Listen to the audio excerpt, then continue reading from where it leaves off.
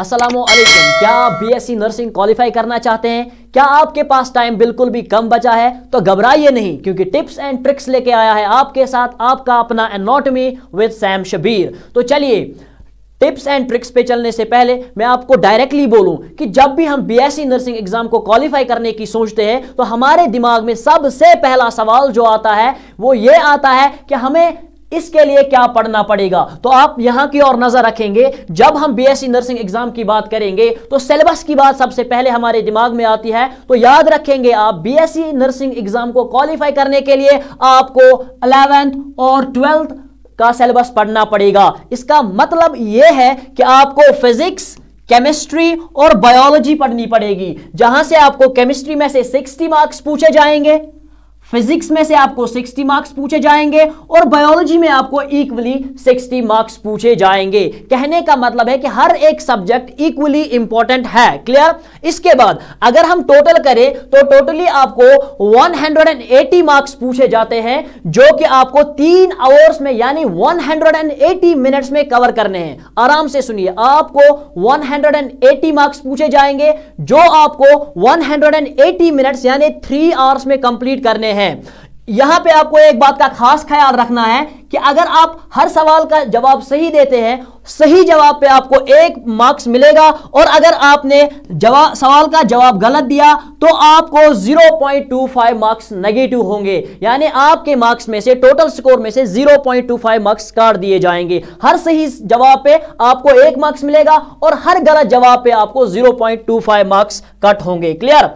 इसके बाद अब सवाल पैदा होता है कि सर, फिजिक्स की अगर बात करेंगे, केमिस्ट्री की अगर बात करेंगे या बायोलॉजी की अगर बात करेंगे, हमें 11th क्लास में 11th की केमिस्ट्री कंप्लीट ही नहीं होती, हमें 11th क्लास में 11th की बायोलॉजी ही कंप्लीट नहीं होती, तो इन कुछ बचे दिनों में हम फिजिक्स, केमिस्ट्री और बायोलॉजी को इन दिनों में कैसे कवर कर सकते हैं? यह बिल्कुल ही मुश्किल है, मुश्किल ही नहीं बल्कि नामुमकिन है। तो अब हम इस एग्जाम को क्वालिफाई कैसे करेंगे, उसके लिए आपको थोड़ी सी टिप्स आपको बता दूं। तो सबसे पहले हम चलेंगे, हमें इंपॉर्टेंट क्वेश्चंस की ओर जाना पड़ेगा। हम हर एक चैप्टर को नहीं पढ़ सकते क्योंकि सिलेबस बहुत ज्यादा वास्ट है, इसीलिए हमें उन चैप्टर्स को पहले पढ़ना पड़ेगा जो चैप्टर्स प्रायोरिटाइज करते हैं, यानी जिनके मार्क्स ज्यादा है। हम मार्क्स वाइज पहले चैप्टर्स को पढ़ेंगे। तो अगर हम पहले फिजिक्स की बात करेंगे तो फिजिक्स में आपको डिफरेंट चैप्टर्स देखने को मिलेंगे, जहां पे सबसे पहले आपको ऑप्टिक्स देखने को मिलेगा, जिसमें से आपको 7 मार्क्स पूछे जाएंगे। तो optics is very important chapter,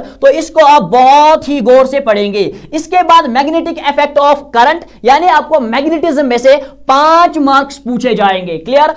optics में से 7 मार्क्स, आपके मैग्नेटिज्म में से आपको 5 मार्क्स पूछे जाएंगे। इसके बाद इलेक्ट्रोस्टैटिक्स की अगर हम बात करेंगे तो इलेक्ट्रोस्टैटिक्स में से आपको 4 मार्क्स पूछे जाएंगे। यहां तक क्लियर? इसके बाद अगर हम करंट इलेक्ट्रिसिटी की बात करें तो करंट इलेक्ट्रिसिटी में से भी आपको 4 मार्क्स ही पूछे जाएंगे। ऑसिलेशंस एंड वेव्स, यहां से भी आपको 4 मार्क्स पूछे जाएंगे। इसके बाद अगर काइनेमेटिक्स की बात करें तो काइनेमेटिक्स से आपको 3 मार्क्स पूछे जाएंगे और आपके इलेक्ट्रॉनिक डिवाइसेस से आपको 4 मार्क्स पूछे जाएंगे। तो ये जो चैप्टर्स है, ये 7 चैप्टर्स जो है ये इंपॉर्टेंट है इन फिजिक्स। बाकी जो चैप्टर्स आपके बचते हैं उनमें सिर्फ 2-2 मार्क्स है। तो आप क्या करेंगे, आप ऑप्टिक्स को छोड़ के बाकी चैप्टर्स पे पहले नहीं जाएंगे, पहले आप उसी चैप्टर पे जाएंगे जिसके मार्क्स ज्यादा है, जहां से ज्यादा क्वेश्चंस पूछने के चांसेस बनते हैं। तो ये आपका फिजिक्स था। अगर हम केमिस्ट्री की ओर बढ़ेंगे तो केमिस्ट्री में भी बहुत सारे चैप्टर्स हैं, जैसे कि सॉल्यूशन है वहां पे, जहां से 2 मार्क्स आते हैं। हम उन चैप्टर्स पे अपना टाइम जाया नहीं करेंगे, हम डायरेक्टली आएंगे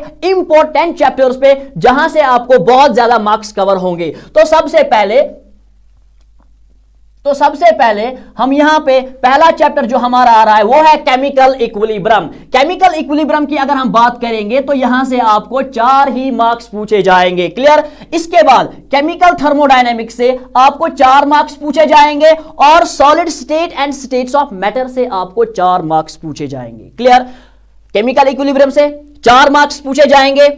केमिकल थर्मोडायनेमिक्स से 4 मार्क्स पूछे जाएंगे, solid state and states of matter, यहां से आपको 4 मार्क्स पूछे जाएंगे। इसके बाद एक जबरदस्त इंपॉर्टेंट चैप्टर है, हर जगह इस चैप्टर को इंपॉर्टेंस दी जाती है, फिर चाहे वो नीट का एग्जाम हो या बीएससी नर्सिंग का एग्जाम हो, वो है आपका बेटा केमिकल बॉन्डिंग। तो केमिकल बॉन्डिंग से आपको 4 मार्क्स पूछे जाएंगे। इसके बाद केमिस्ट्री ऑफ रिप्रेजेंटेटिव एलिमेंट से आपको 4 मार्क्स पूछे जाएंगे और कोऑर्डिनेशन केमिस्ट्री से भी आपको 4 ही मार्क्स पूछे जाएंगे।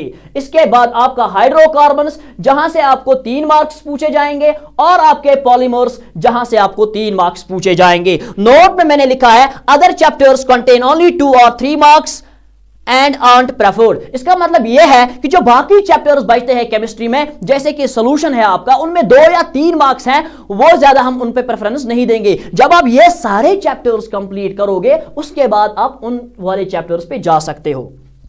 इसके बाद अगर हम अपनी फेवरेट यानी बायोलॉजी की बात करेंगे, जहां से आपको टोटल 60 मार्क्स पूछे जाएंगे। क्लियर? यहां पे हम क्या करेंगे, यहां पे भी हम इंपॉर्टेंट चैप्टर्स को ही कवर करेंगे, क्योंकि बायोलॉजी को 11th और 12th की बायोलॉजी को कवर करना यह असंभव है। इसीलिए हमें क्या करना है, हमें करना है काम, हमें इंपॉर्टेंट चैप्टर्स या इंपॉर्टेंट क्वेश्चंस के बारे में बात करना है। मैंने यहां इंपॉर्टेंट क्वेश्चंस लिखा है, ये इंपॉर्टेंट चैप्टर्स है। क्लियर?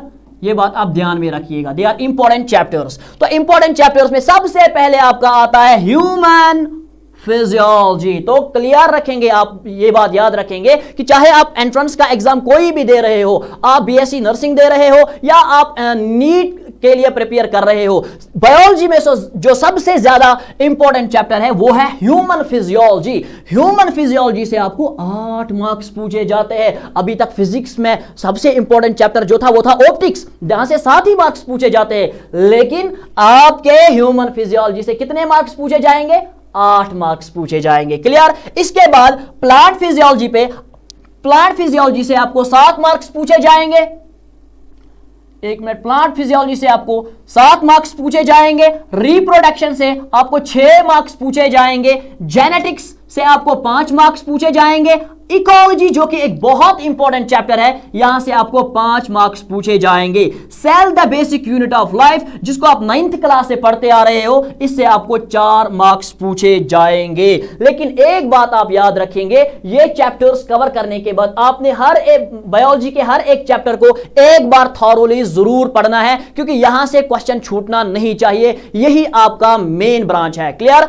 तो अभी तक हमने कहा कि फिजिक्स में कौन कौन से चैप्टर्स इंपॉर्टेंट है, केमिस्ट्री में कौन कौन से चैप्टर्स इंपॉर्टेंट है, बायोलॉजी में कौन कौन से चैप्टर्स इंपॉर्टेंट है। लेकिन इसके बाद सवाल पैदा होता है कि सर हम कैसे करेंगे, हम कैसे प्रिपेयर करेंगे, इन चैप्टर्स को कैसे पढ़ेंगे। तो ध्यान रखिए, सबसे पहले बात हमें टाइम टेबल की ओर देखना है। हमने क्या करना है, जब हम टाइम टेबल बनाएंगे, हमने लॉन्ग आवर्स तक नहीं पढ़ना, हमें सुबह बैठे फिर शाम को उठे, ऐसा बिल्कुल भी नहीं करना। हमने फ्रीक्वेंट ब्रेक्स जरूर लेनी है, जिसकी वजह से आपका माइंड जो है वो फ्रेश रहेगा। क्लियर? और साथ ही साथ आप याद रखेंगे, एक तो आप फ्रीक्वेंट ब्रेक्स लेंगे, ज्यादा देर तक नहीं पढ़ेंगे, फ्रीक्वेंट ब्रेक्स लेंगे, और साथ ही साथ आप याद रखेंगे कि सुबह के टाइम पे आप डिफिकल्ट सब्जेक्ट को पढ़ेंगे और शाम के टाइम पे आप इजी सब्जेक्ट को पढ़ेंगे, क्योंकि सुबह के टाइम आपका ग्रैबिंग पावर ज्यादा होता है, आप चीजों को जल्दी से अटेन कर पाते हो, चीजों को जल्दी से जज्ब कर पाते हो, इसीलिए सुबह आप डिफिकल्ट सब्जेक्ट पढ़ोगे। क्लियर?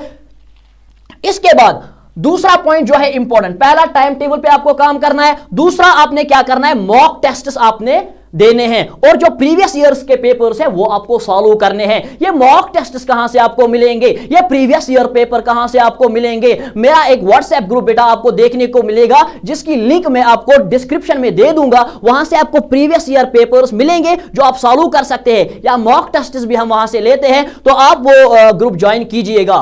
तो मैंने कहा है कि प्रैक्टिस क्या करना है, हमें मॉक टेस्ट्स करने हैं। जो मॉक टेस्ट्स होते हैं या ये जो प्रीवियस ईयर पेपर्स होते हैं, इनकी एक खासियत इतनी ही नहीं है कि इससे आपको पता चलता है कि पेपर का पैटर्न कैसे आता है, नहीं, बस इतना ही पता नहीं चलेगा, बल्कि आप इससे कॉलमनेस फील करोगे, आप में कॉन्फिडेंस आएगा, क्योंकि जब आप एग्जाम के एनवायरनमेंट में जाते हो आप थोड़ा नर्वस हो जाते हो, फिर आप इजी क्वेश्चंस को भी गलत करने के चांसेस बहुत बनते हैं वहां पे। इसीलिए जब आप घर में ही आप प्रीवियस पेपर्स को सॉल्व करते हो, जब आप घर में ही मॉक टेस्ट देते हो, तो आप में वो कॉन्फिडेंस बिल्ड होता है, फिर आपके इजी वाले क्वेश्चंस वहां पे गलत नहीं होते। इसके बाद focus on preparation. Focus on preparation, preparation पे आपको फोकस करना है। सर इसका क्या मतलब? इसका मतलब है जो भी चीज आप पढ़ोगे, जो भी चीज आप पढ़ोगे उसको आप अंडरस्टैंड करोगे। क्या करोगे? जो भी चीज आप पढ़ोगे उसको अंडरस्टैंड करोगे, उसको याद नहीं करोगे।